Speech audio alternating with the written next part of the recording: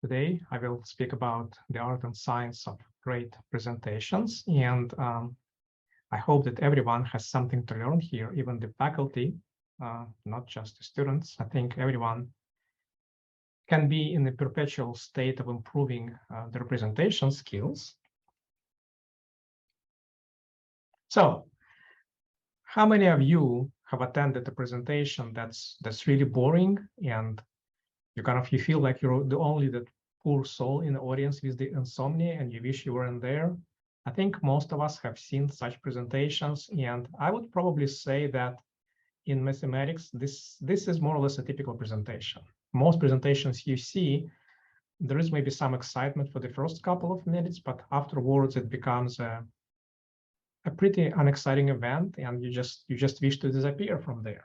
On the other hand, how many times have you attended presentations that captivated your attention for the entire duration of that presentation, and the time just flies by? It could have happened maybe kind of once or a couple of times, but you don't see these things often. However, we are all professional communicators, the faculty, the students. Our job is to communicate. Even for students, you still communicate. You submit homework assignments. You submit some projects in your classes. You write exams. These are all forms of communication. And of course, being a good communicator is a very important skill no matter what you do. So for example, 70% of employees say that they believe presentation skills are crucial for their career success.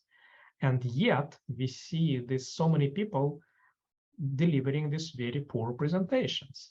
But I'm glad that you're here, either watching this live or watching the recording of this later, because you're in good hands.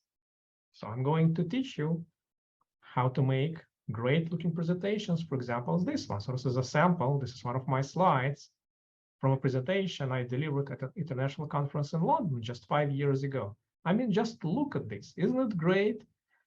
Very neat text. Everything is explained in full sentences. Everything is very clear, nice, and you just glance at this slide and you see an excellent presentation. You just like it or not. The first step in my journey to improving my presentation skills was recognizing that I suck at presentations. And then, of course, once I realized that, well, I decided, well, I want to become better. So I want to be decent at presentations. Then on the other hand, underachievers don't survive in academia pretty well. So I've decided I want to be good at presentations. Or to be honest, I decided I want to be great at presentations. And so I started learning these skills. And so this is, of course, a never-ending journey of learning, of improving one's skills. And so I would like to invite you to take this journey with me today. So here is the backbone. Here is the main reason why most people prepare and deliver bad presentations. Well, that's because it takes much more time and effort to prepare a good presentation. Good presentations take effort and time and deliberate design to create. It's difficult, yes. Not everyone is willing to invest that time and effort.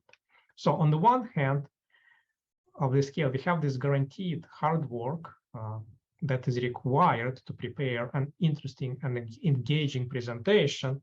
But what do we have to compensate for that? What do we have on another hand? Well, how about having your motivation to become better at something such as presentations? And hopefully your motivation is even bigger than that.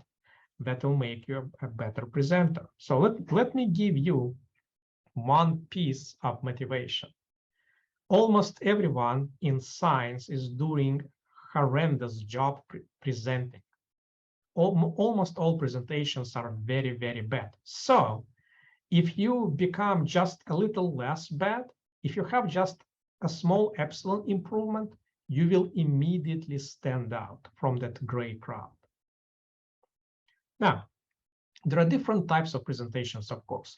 There are written presentations, for example, that's when we write papers, submit them for publication. There are slide presentations. This is what I'm doing right now. There could be some oral presentations without slides. For example, you have seen a lot of lectures in your math classes when the professor just writes something on the board, and we have poster presentations. So of course, I cannot cover all these types of presentations at once. So today I'm going to concentrate on slide presentations. In fact, preparing and delivering excellent slide presentations is as simple as 1, 2, 3. There are only 3 ingredients that go into this. First, we have to create a story, then we design the slides, and then we deliver the presentations. So let's start with the first part, which is the story of your presentation. Now, presentations are often boring, confusing, and unconvincing. Yet we would like to make the presentations interesting, easy to understand, and convincing. And before you start working on any presentation, the first question you should ask yourself is, what is the goal of my presentation? So you need to have a very clear goal in mind before you even start working on the presentation. And there could be different goals. And as one simple example, I can give you two opposite ends of the spectrum. On the one hand, your goal could be to inform the audience, and then you become this boring lecturer. Welcome, everyone. Today, we are going to talk about the definition of the group. Definition: a group is a non-empty set, blah, blah, blah, blah, blah. And you fall asleep immediately. On the other hand, your goal would be to motivate the audience. And if this is your only goal, you may become an annoying salesperson, such as, well, welcome, everyone. And today, you have the best deal ever. 2 presentations for the price of 1. Only today, $29.99. And I will teach you everything you need to know. It also doesn't quite bode well. So usually, for a good presentation, you need to find some kind of intermediate between presentation being informative for the audience, but also motivating for the audience. Now, let me poll the audience, kind of just ask the question, what do you think, what kind of goal did I set for myself when I prepared this presentation? What was my initial goal?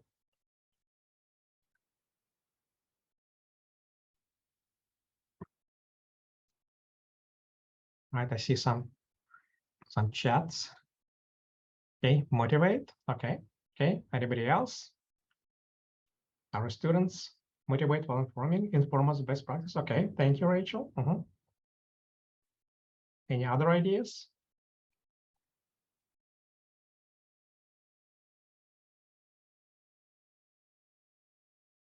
Right, so let's hold on with this. So I will ask this question later again, once you saw more. But of course, if you're a great person, then you can set 4th grade goals.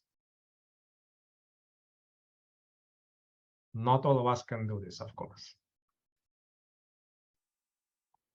So this is what a typical presentation looks like. So the x-axis here represents the timeline, and the y-axis represents kind of the emotion. We have something positive, we have something negative. So there is always some initial excitement at the beginning of the presentation, but then eventually it becomes a standard monotone drone, and that's when you fall asleep. That's when you wish that you could leave this boring 15-minute presentation. If anybody wrote a book like that, nobody would have read this book. Everybody would stop at the first line, and that's it. But here's another example. This is actually a well-known story. This is a timeline of a well-known story. Once I tell you what this story is, it will immediately make sense. In fact, it's a Cinderella. Do you recognize this Cinderella story? So we begin the story that our poor Cinderella, she doesn't have that such a nice life. Then she meets the fairy queen. She goes to the ball. She meets the prince. But then everything is lost. Everything is even worse than it began. But then the prince finds her, and they live happily ever after. So notice this constant up and down, up and down. This is the criteria of a good story. And in fact, one of the famous screenwriters kind of had a nice kind of a definition of what is a story. The story is about a fundamental conflict between subjective expectation, what we would like things to be, and cruel reality, what things really are. And the story is about overcoming this difference.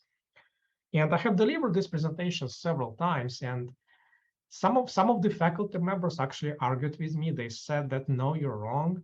The story doesn't matter because the results that you present speak for themselves. It doesn't matter how you present them because the most important part is the result. The story has no influence whatsoever.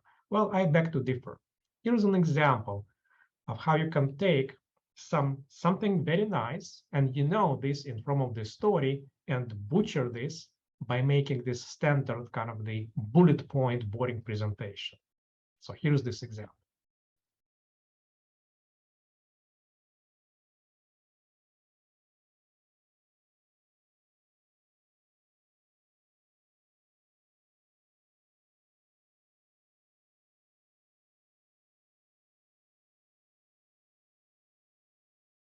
This is the same content, but notice the difference between the standard way we present things and what it sounds like if it's given as a story. So how do we create this story? So great presentation. So what goes into great presentation? Well, there are simple, unexpected, concrete, credible, and emotional stories. So let me explain kind of what I mean by each of these terms. By simple, I don't mean dumb. Simple presentation means trying to explain difficult things in a simple language, in simple terms, using simple examples to illustrate possibly complex abstract notions. Even Albert Einstein had something to say about this. It's easy to explain difficult things in a difficult language. It's much harder to explain difficult things in a simple language. Well, the unexpected part of this, so ideally the result you're going to present is going to be something nice, interesting, unexpected. But what if it's not that? What if it's, well, you did some research, you obtained some results, but they're not going to wow everyone. Well, in this case, just make your presentation a bit different. And if you don't know how to make your presentation different and create some unexpected moments, my advice would be do not end the presentation with something like any questions, because that's what everyone does. If you do something different, such as, there you have it, you worthless worms, then it's going to be something unexpected. So there is one story about Franklin Roosevelt that he felt that when he talked to people, they often didn't listen to him. And so kind of to wake up the audience, or to make sure that people are paying attention to him, he would once in a while say, I murdered my grandmother this morning. And typically there would be no reaction. Maybe people would have heard this, but they didn't know what to say. But someone actually answered this once. And so the person said, I'm sure she had it coming. The presentation should be concrete in a sense that don't, especially if you talk about pure math, of course, you would like to cover all the definitions, kind of present the results in a full abstraction, but it could be too much, especially for someone who is not an expert in this topic. They have difficulty understanding all the full abstraction. Therefore, try to make the presentation as concrete as possible and always illustrate all the notions, all the results with simple examples, very simple. The simpler the possible.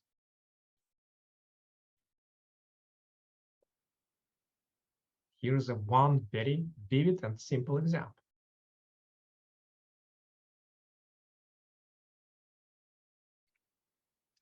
Your presentation should be credible. Well, that's a given in a science. Make sure that everything you say is based on solid results, solid data, solid analysis. Just keep in mind that it's much easier to fool yourself than to fool the audience.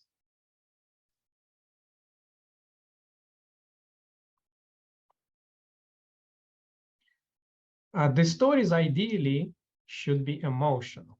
Why emotion? Because it's emotions that make people act. What do you want to get out of the presentation? What should be the takeaway point for the audience? How you expect them to change after your presentation? To achieve these goals, you need to appeal to the people's emotions. So how can you do this? Well, here's an example. No one wants to get dumb. No one wants to be dumber than a monkey.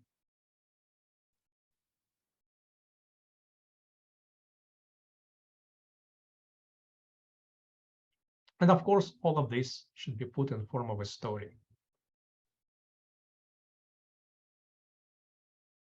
Because stories is what's remembered. So try to open and close with a story, always with a small story. Just make sure that this is something interesting, something original, rather than just a standard cliche observation.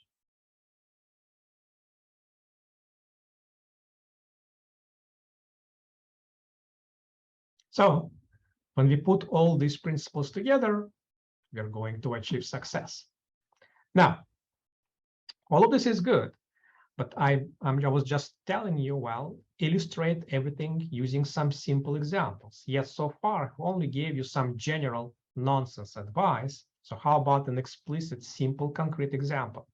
So most of you as students, if you ever get to deliver a presentation, it will typically be a 10, 15, maximum 20-minute time slot, short presentation. So I'm going to give you a template for the 10, 15-minute presentation story. And this is going to be based on a cartoon. It's called Samurai on the Toilet. I'm pretty sure you have not seen this one before. Once you see it now, you will never forget it for the rest of your life. And this is a template of a short 10-minute presentation story. Ready?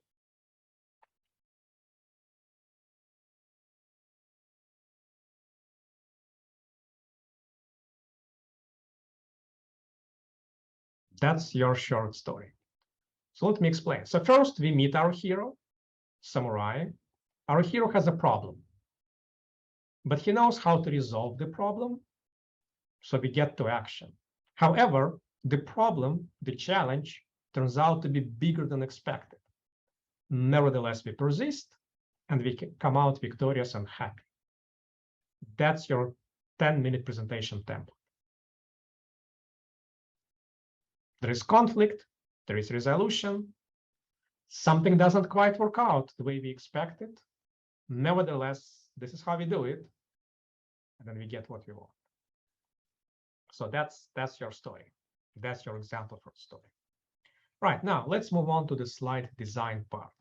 So keep in mind, what I said so far, this creating this story, figuring out what you're going to say, how you're going to say it. At this point, you don't even open the computer. Only after you created your story, when you laid out your story, only then you proceed to design the slides based on your story.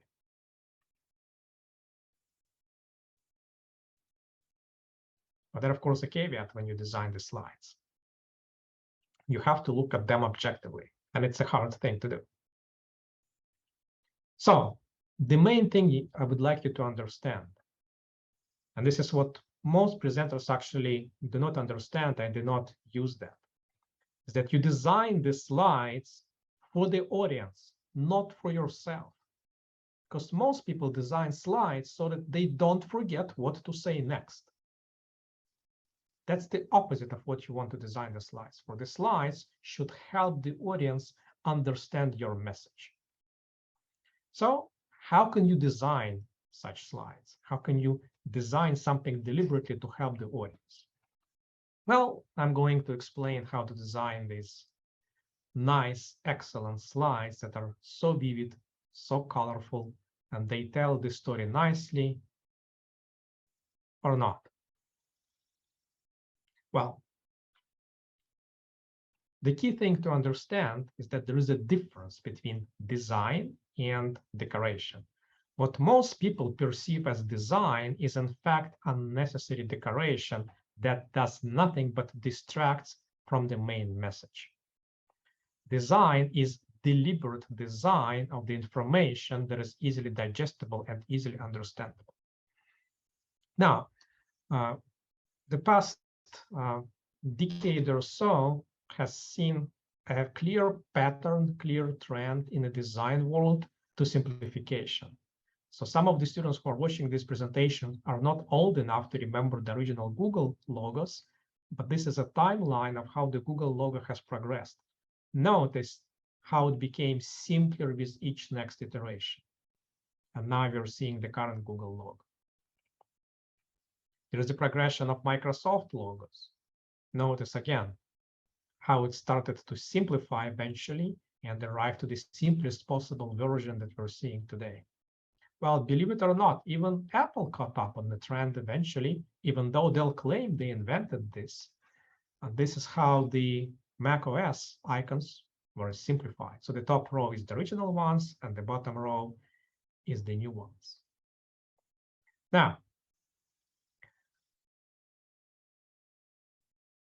this is an example of a PowerPoint template that many people use. So it's a nice, convenient way to start your presentation. So you take a ready template and you just add titles, you add some text. But now with the information that we just understood, is this design or decoration? Do these green angles help the audience understand your message? No, they do nothing but distract the audience. This is another example of a template in PowerPoint. Does it help get your message across? No, it doesn't. It only distracts the audience. I think we have a winner here. I don't know who designs these ghastly templates. It's horrendous. It's really, really bad. So my advice for you is never, ever use those templates. Your template should be blank. Always start with a blank template. Never use these horrible, horrible templates. So let me give you a couple. Again, I'm going to illustrate this idea with a couple of simple, concrete examples of decoration versus design. Same information, same piece of information. So these examples are taken from Gar Reynolds' book, which is called Presentation Zen. I highly recommend this book. On the left, we have decoration. On the right, we have design. Notice the difference of the title on the slide. Notice how the right slide simply conveys the exact message of what this slide is trying to say. Also, keep in mind, never ever use 3D to show two-dimensional data. Never do this. Again, on the left, we have decoration.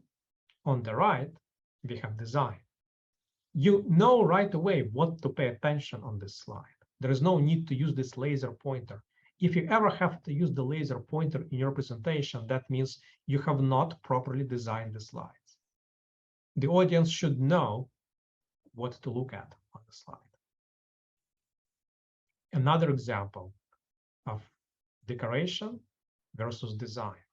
Again, notice the difference in the title, how the title conveys the whole message. All right, so how can we design these slides? So what principles go into designing good informative slides? Well, many students they get a bachelor's degree, so they study design for 4 years. I'm going to teach you basic principles of designs in 5 minutes. So 4-year degree in 5 minutes. There are only 4 basic principles of design you need to know. It's contrast, repetition, alignment, and proximity. So what is contrast? Well, if 2 items are not the same, then make them different and make them really, really different. So there is no doubt that they are different. What is repetition? Think of repetitions as consistency. For example, the title of your slide should always be in the same position. You should always use the same font, the same color. The standard text in your slide should also use the same font, same size, same color all the time. There should be consistency in how you choose the elements in your slide.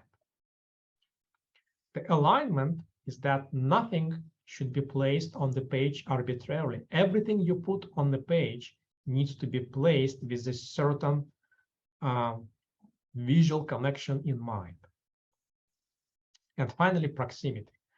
Proximity indicates relationship. So if two items are related to each other, they should be placed closer to each other on the page. If they are not related to each other, there should be some space separating the items. So let me explain how to put this crap into use. Let's take a simple example. Let's design a business card. So here is our initial effort, and that's what, in fact, a lot of slide designs look like. Notice the problem with this.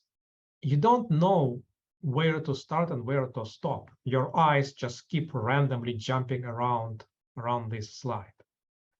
Let's try to make it better. First, let's use the proximity principle. Let's bring related things close to each other. Better? Definitely looks better. Next, let's use the alignment. Right now, there is actually an alignment, and everyone knows this as a center alignment. So every line is centered. That's what almost everyone uses in their design, and this is the weakest form of alignment. In fact, it's the weakest, the worst form of alignment. A much stronger form of alignment is left or right alignment. For example, let's try the right alignment. Now you see this invisible vertical line on the right edge of your presentation, of your slide. Everything is anchored at that vertical line, and it looks much better. Next, let's make everything consistent. And notice how it starts with the boldface font and ends at the bottom with the boldface font, which gives you a nice stopping point. So in this case, there is no confusion. Your eyes go scan this card from top to the bottom, and then you know you can stop at the bottom. So notice, this is what we started with. This is what we got. This is not rocket science. Everyone can do this. You don't need to study for 4 years to be able to do these simple things. That's all. That's as simple as it is. If you remember these 4 principles of design, it becomes much easier for you to know what to look for and how to design the presentations. Now, I haven't addressed the contrast too much in this, and that's because there are different ways to represent contrast. First, you can use color to show contrast. You can use size. You can use shape, and you can use proximity. So there are different ways to represent contrast. Now, let's work out another example, slightly more challenging, more difficult. So that would be a slide with a bit too much text. Let's try to apply our principles of design.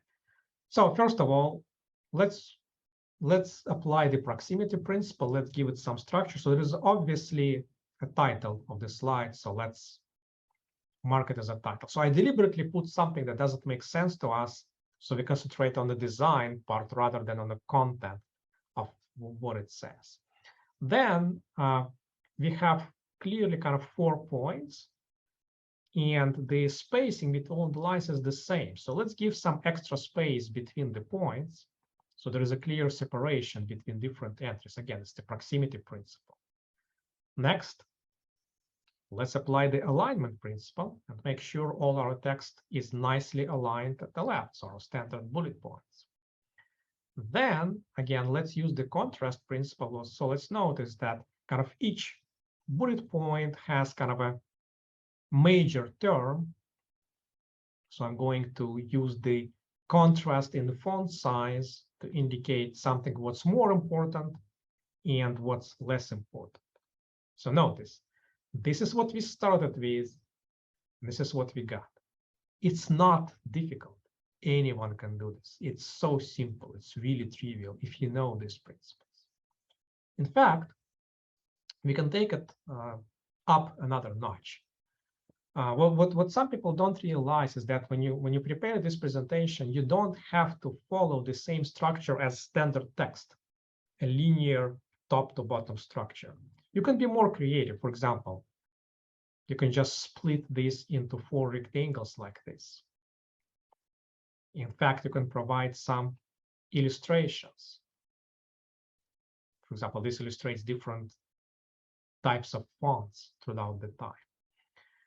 The only other change that would be best is that there is a bit too much text on the slide. The slides with too much text are difficult to read. So in fact, you should leave only the main things, and the rest you can just explain, say this in words. There is no need to put all the text on the slide. Next, how to show pictures on a slide. So notice this slide. And when you see this slide, so there is a text part and there is a picture part. What do you first notice? Everyone will first notice the picture, only then you notice the text. And this is called the picture superiority effect. So if pictures dominate the text, they really dominate the slide. What's a better way of showing this tiger picture? Well, the answer is simple. Just make it bigger. Better? Better? More impactful? Best. This is the only way to show pictures. Do you see the huge difference in impact between this variant and this variant? Now you live inside the picture. It jumps at you from the screen. So please keep this in mind. When you show pictures, have them fill the whole screen. Don't leave any white margins. Sometimes it's impossible. For example, the picture does not have the proper aspect ratio. In this case, make sure the picture touches at least 3 sides of the slide and leave white space on the other side. But never ever put a picture in the middle. Always have it touch as many sides as possible. This is the only way to show pictures, and it will make a huge difference. Keep this in mind. Now, many of you will present slides with data, especially if you do research in statistics. And then one important thing to understand in this case is that the data slides are not about the data. It's about the meaning of the data. How many times have you seen presentation when someone shows a huge table, like 10 by 10 table filled with values, and they say, well, it's impossible for anyone to comprehend this table just by looking at it for 1 minute. There is just way too much information. You have to guide the viewer, your audience, to what's the important part of this information. So Hans Rosling, unfortunately, he died several years ago. He was known for doing a good job with data visualization. And so he has this nice analogy of presenting data with the music. So don't show the notes when you show data. Play the music. Show the meaning of this data. I have an example done by Hans Rosling himself. So this is a piece from his TED talk. Unfortunately, it's available on YouTube only in super low quality, so that's the best I can do. So let me try to play this, and let me know if there are any issues with the sound, because I'm not sure how this will play on your computer. So if you can hear this, let me know. I started in our medical university, Karolinska Institute, an undergraduate course called Global Health. But when you get that opportunity, you get a little nervous. I thought these students coming to us actually have the highest grade you can get in Swedish college system. So I thought maybe they know everything I'm going to teach them about. So I did a pre-test when they came. And one of the questions from which I learned a lot was this one: which country has the highest child mortality of these 5 pairs? And I put them together so that in each pair of country, one has twice the child mortality of the other. And this means that it's much bigger the difference than the uncertainty of the data. I won't put you at a test here, but it's Turkey, which is highest there, Poland, Russia, Pakistan, and South Africa. And these were the results of the Swedish students. I did it, so I got a confidence interval, which was pretty narrow, and I got happy, of course. I had 1.8 right answer out of 5 possible. That means that there was a place for a professor of international health and for my course. But one late night, when I was compiling the report, I really realized my discovery. I have shown that Swedish top students know statistically significantly less about the world than the chimpanzee. Because the chimpanzee would score half right. If I gave them 2 bananas with Sri Lanka and Turkey, they would be right half of the cases. But the students are not there. The problem for me was not ignorance, it was preconceived ideas. I did also an unethical study of the professors of the Karolinska Institute that hands out the Nobel Prize in medicine, and they are on par with the chimpanzee there. So this is where I realized that there was really a need to communicate, because the data of what's happening in the world and the child health of every country is very well aware. So we did this software which displays it like this. Every bubble here is a country. This country over here is this is China. And this is India. The size of the bubble is the population. And on this axis here, I put fertility rate. Because my students, what they said when they looked upon the world, and I asked them, what do you really think about the world? Huh? Well, I first discovered that the textbook was Tintin mainly. And they said the world is still we and them. And we is Western world, and them is third world. And what do you mean with Western world? I said, well, that's long life in small family, and third world is short life in large family. So this is what I could display here. I put fertility rate here, number of children per woman, 1, 2, 3, 4, up to about 8 children per woman. We have very good data since 1962, 1960 about, on the size of families in all countries. The error margin is narrow. Here I put life expectancy at birth, from 30 years in some countries up to about 70 years. And 1962, there was really a group of countries here that were industrialized countries, and they had small families and long lives. And these were the developing countries. They had large families and they had relatively short lives. Now, what has happened since 1962? We want to see the change. Are the students right? It's still 2 types of countries? Or have these developing countries got smaller families and they live here? Or have they got longer lives and live up there?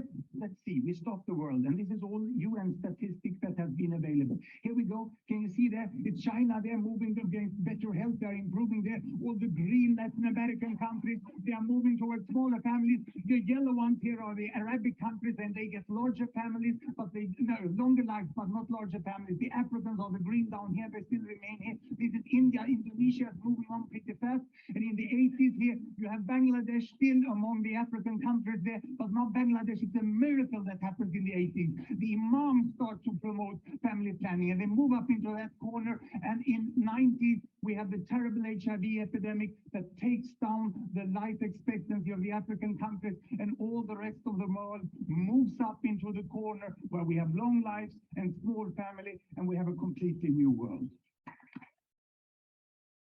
Now, that is playing the music rather than showing the notes. Imagine the difference in impact between this presentation and simply showing a table of life expectancy, or let's say the size of the families. That table will not say anything, but this visualization is really playing the music with that note.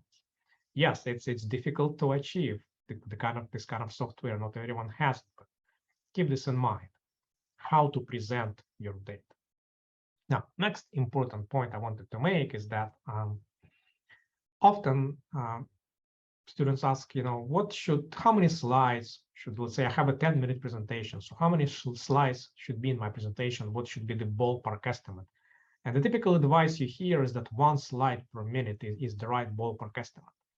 Well, I would say that this is the worst possible advice you will ever receive in your life, probably.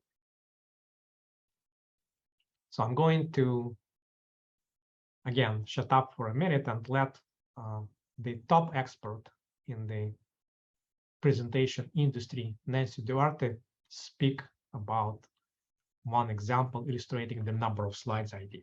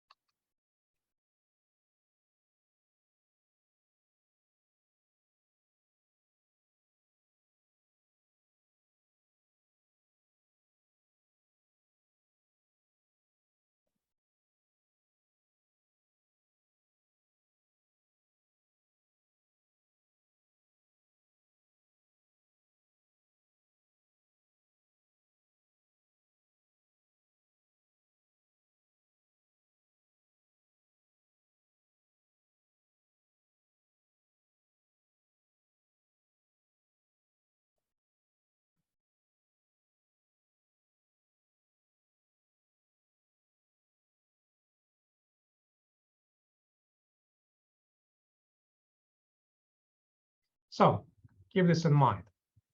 There is no ballpark estimate on how many slides you have. It depends on what you put on the slides, how you present your information. And I would say it's better to have more slides than fewer slides, because I think it's a good practice to put only one idea per slide. So don't be afraid to split your long, complicated slides into simpler, shorter ones. The number of slides will increase dramatically, but do not be afraid. If you go through the slides quickly, it doesn't matter because you're still supposed to practice your presentation before you deliver it, so you can time yourselves and you can estimate how long it takes you. But forget this horrendous advice of 1 slide per minute. It's a very, very bad advice. Don't ever follow it. All right, now that we feel hopefully a little better about designing slides, let's talk about the delivering the presentation. Well, this is the hardest part because there are no simple tricks to teach you to become instantaneously better presenters. It only comes with time and practice. So I'll try to give you just some suggestions, some simple suggestions on addressing the most kind of typical issues that we encounter when we see the presentations. First of all, never start with an apology. You're just starting on the wrong foot. Just do not start with something negative. Also, never say you don't have enough time. How many times have you heard presentations that the person at some point they're going to leaf through 20 slides and say, well, I just don't have time to cover this. Excuse me, didn't you know beforehand how much time you had for the presentation? Could you prepare the presentation and include only the material that you knew you had time to present? To me, this sends a message that the person simply did not care, again, did not care to prepare a good enough presentation. Maybe they used presentation, they delivered someone else to a different audience, but now they had to go slower, so they did not have time to cover all the material. Also, do not read the text of the slides. People can read faster than you speak, so they will simply read ahead. They will think, I can read faster than this bozo speaks, so I don't need to listen to him. You might as well just take a seat in the audience and let everyone read your slides. So, sorry, I mean this. So do not read off your slides, especially in mathematics. If you put some formulas on the slides, the audience can see the formula. There is no need to go through every single symbol in this formula. You're just wasting everyone's time. Now that we are nearing towards the conclusion of this, let me ask the same question again that I asked in the middle of the presentation. Now that I've seen that you've seen it all, what kind of goal do you think I have set for myself when I prepared this presentation? Are there any new alternative opinions? Thank you, Mary, to model a good presentation. Thank you, Austin, to deliver a great presentation. Good, good.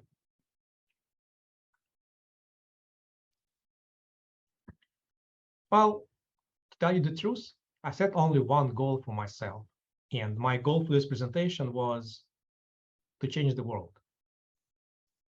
I think we will be living in a better world if everyone prepares and delivers great presentations. And thank you for your attention.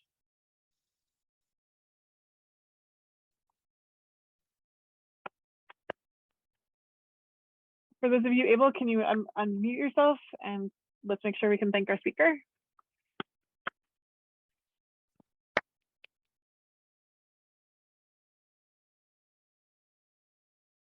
We have comments of thanks as well as emojis of clapping. So thank you very much. Any questions for our speaker?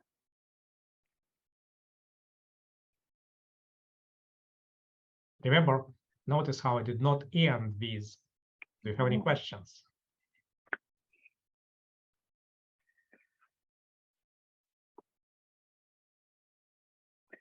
Rochelle comments, thank you. Great tips and advice.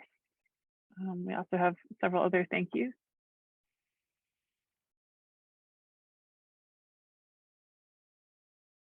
Well, I would like to thank you once again I really like, this is a different approach to how to do presentations, and I appreciated it. Especially remember how some of these acronyms are going to be things to help remember as I am starting my next PowerPoint with blank slides. Yes, I'm glad that even you found it useful, Brandy, even Yeah. the seasoned kind of the professional presenter. I think that we can all do, especially in academia, we don't spend enough effort on improving our presentation skills. We just do what everyone else does, and that's why we stay at that same kind of fairly low level. But you gotta agree, every time you see a different presentation, the person immediately stands out. All good presentations, they stand out because they're so rare. They're so rare. They're the ones that you remember can talk about later on. Mm-hmm. Exactly. Yeah. Well, thank you for providing yet another great talk for our series. I think that this is a great one, and especially something that as my students prepare for JMM, so the math conference, I'm going to have them look over this presentation as they're putting together their work. So thank you very much again. Our next presenter is going to be Dr. Jan Reichert from Virginia Commonwealth University. Jan received the CUR MCS Mentor of the Year Award, and will be discussing about his experience with working with undergraduate students and researchers.